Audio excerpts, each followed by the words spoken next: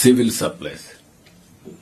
Old system, one of the best system, paddy procurement.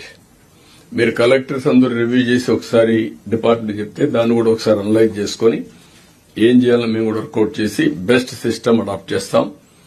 48 hours లోపల రైతులకు ఇవ్వాల్సిన డబ్బులు వెళ్లాలి. మళ్లీ గోతాలు కూడా ఇవ్వలేని పరిస్థితి అవద్దండి. లాస్ట్ టైం అన్ని గోతాలు రంధ్రాలు పడిపోయి ఇక్కడి నుంచి తీసుకుపోయే లోపల సగం ధాన్యం దారిలో పోయింది.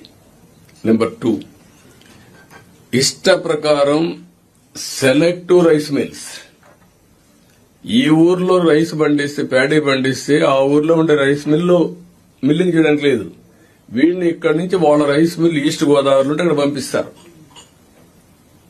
ర్యాండమ్ అనే పేరు పెట్టి all this thing should go. రైతు సెంట్రిక్ గవర్నమెంట్ ఉండాలి. ప్రొక్యూర్మెంట్ పర్ఫెక్ట్ గా ఉండాలి.